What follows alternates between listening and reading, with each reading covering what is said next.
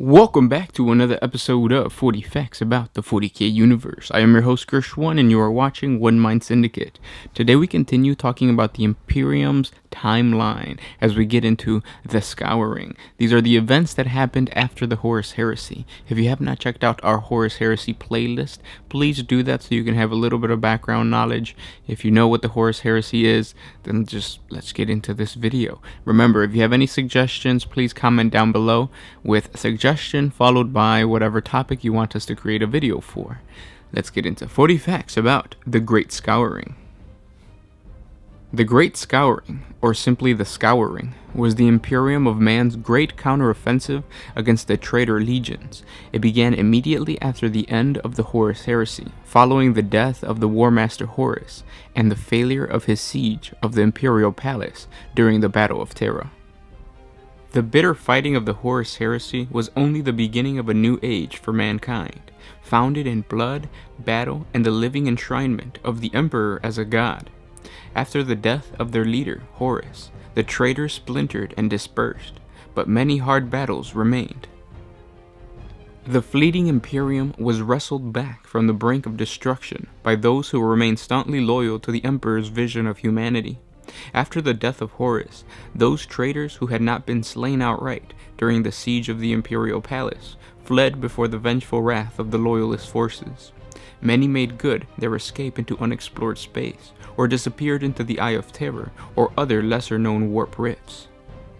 In the wake of the Horus Heresy, the Imperium was a dismal, shattered thing, as the beauty and grandeur of the Imperial Palace had been burnt black in the flames of betrayal. So great swaths of the Emperor's great spanning realms have suffered the similar fate. The master of mankind was a broken husk, and his dream of unity erased forever. Yet for all of this, the Imperium retained might enough to exact a bloody revenge upon its foes. There could be no forgiveness for the crimes of the traitor legions. Those who now ruled in the Emperor's name had neither the ability nor the desire to prevent a war of revenge. Before actually being confined for all of time within the life support mechanisms of the Golden Throne, the Emperor had pronounced judgment on the traitors. He declared them excommunicate traitorous, and determined that they were to be driven into the hellish region of the warp rift called the Eye of Terror, which would hold them for all eternity. All records and memories of the traitor legions were to be expunged from the Imperial archives. Worlds such as Isfahan V and Davin would be scoured clean of all life because of their corruption of chaos. The traitor legions associated troops from the Dark Mechanicus, the Titan legions, or the regiments and starships of the Imperial Army and Imperial Navy that had turned to chaos were to be destroyed or driven into the Eye. It would be as if the traitor legion had never existed to sully the Imperium with their betrayal. This was a period of monumental violence, of confusion and darkness. Though the newly founded Imperium fought to root out corruption and expose wrongdoers to the cold light of the Imperial justice, the galaxy's scope and dark-shadowed reaches worked against them, with new betrayals and cries of vengeance emerging daily. A great many bloody-handed deeds went unseen. The ravaged Space Marine legions were no exception to this, with many striving to cover up their own misdemeanors or exact their pound of flesh from those who wronged them. The Dark Angels, the Space Wolves, Iron Hands, and even the Ultramarines all followed their own agendas as the wars of the Great Scouring gathered pace.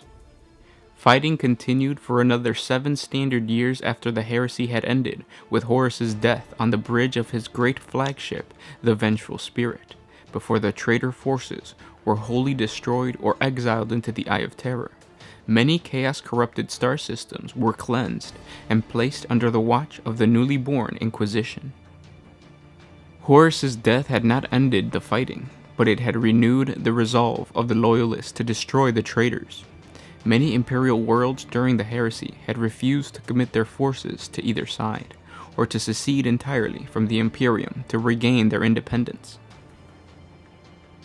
Such indecisiveness was punished by Loyalists and traitor forces alike. These forces were often bled white, attacking the rebel strongholds of worlds that only wanted to be free from the Imperium entirely, whether it swore allegiance to the Emperor or the Dark Gods. Changes swept both the military and the office of government.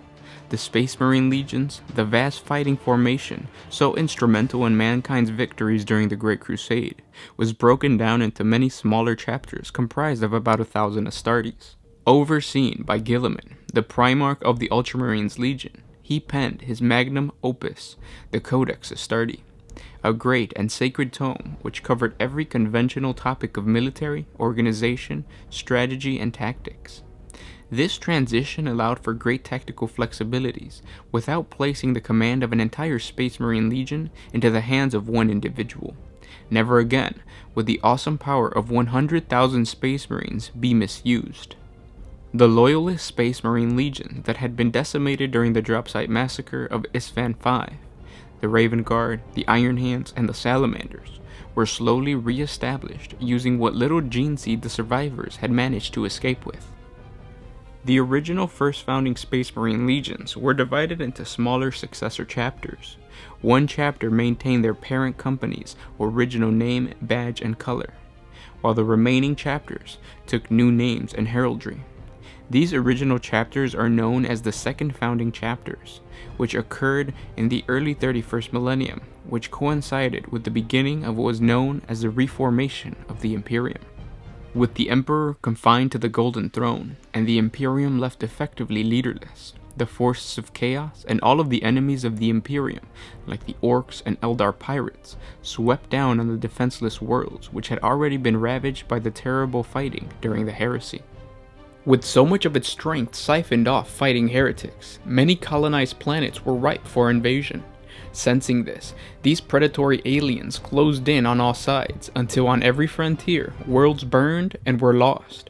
Not even systems, once believed to be unsaleable, were safe from the Xenos threat. The light and hope of the Great Crusade era was gone forever, to be replaced by the dark times known as the Age of the Imperium, in which death was far more prevalent. War was the only constant in a galaxy where hope seemed far away.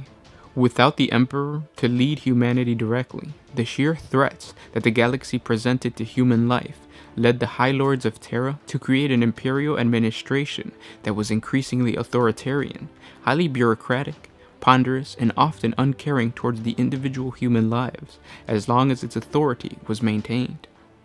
Religion also became an important tool of social control, as the original, rational, imperial truth favored by the Emperor was replaced for the long-growing and once illegal imperial cult.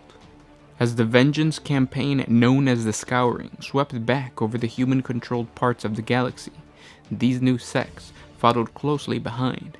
Within a few hundred years of the Emperor's sacrifice, a multitude of smaller cults had been absorbed into the largest and strongest sects, the most powerful of which was known as the Ecclesiarchy, after its elected leader, the Ecclesiarch. This aggressive body grew so large and dominant over the years that in the 32nd millennium, it gained the status of official religion of the Imperium, and the title of Adeptus Ministorum. The growth of the Church cemented loyalty to the Imperium amongst the teeming masses of humanity, at the same time that religious faith provided a comfort against the often harsh realities of the galaxy.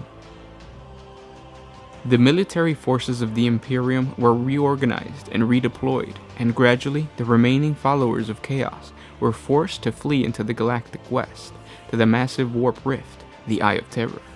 Eventually, the Imperium succeeded in stabilizing itself, but not without heavy losses of men and materials. The Ultramarines Legion proved to be a major factor in the final triumph of the Imperium over the traitor legions and the other forces of Chaos. This was largely because their numbers had not been whittled down through heavy attrition during the Battle of Terra, due to the fighting that had consumed them in the Calth system in the Galactic East against the Word-Bearers Traitor Legion.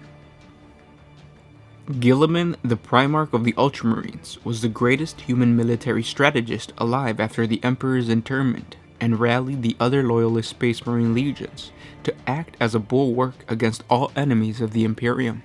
Gilman was said to have been everywhere during this period, rallying the Imperial defenders and reinforcing them with his Ultramarines before moving on to the next battle zone.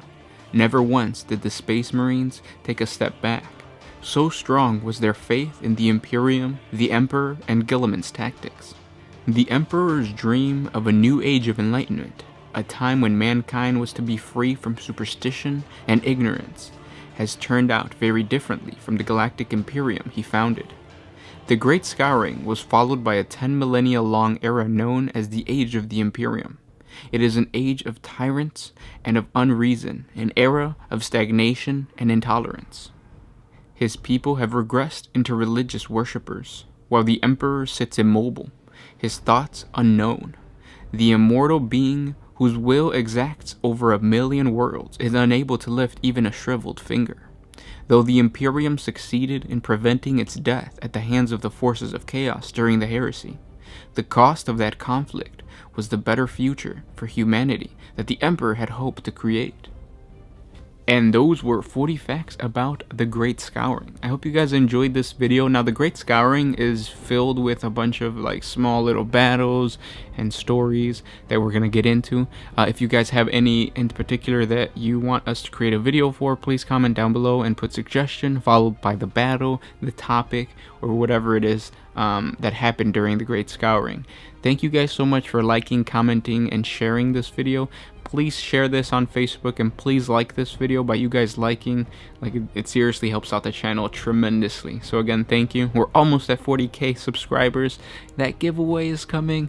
So thank you guys so much, and I'll catch you tomorrow. This was Gersh1 with One Mind Syndicate signing out.